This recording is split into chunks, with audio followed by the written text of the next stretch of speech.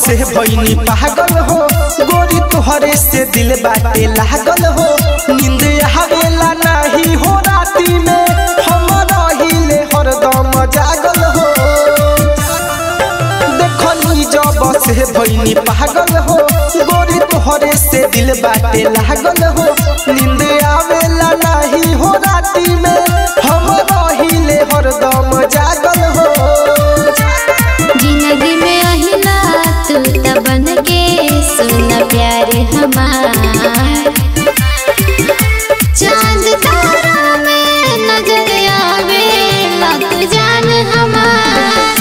चांद तारा में नजर आवे तू जान हमार।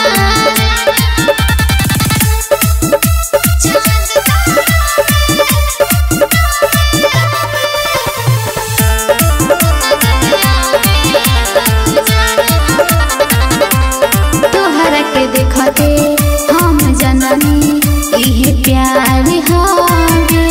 हमरो भी दिल तोहरेला बेकरार हवे। सुतलो में देखिले तोहरे ही सपना जिंदगी में बारू एगो तू ही त अपना। तू तो हवा जरदा हम हाई सुन पाने तुहार। चांद तारा में नजर आवे तू जान हमार।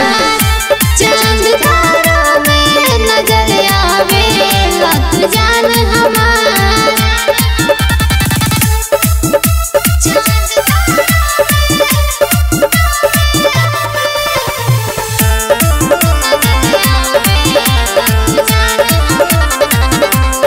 कोई दिन से मरले बाटे मोतिया तोर सुरतिया हो।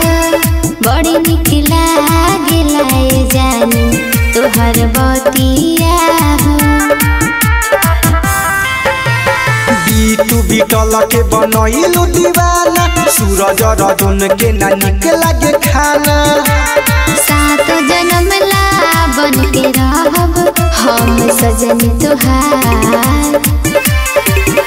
चांद तारा में नजर आवे तू जान हमार। चांद तारा में नजर आवे तू जान हमार।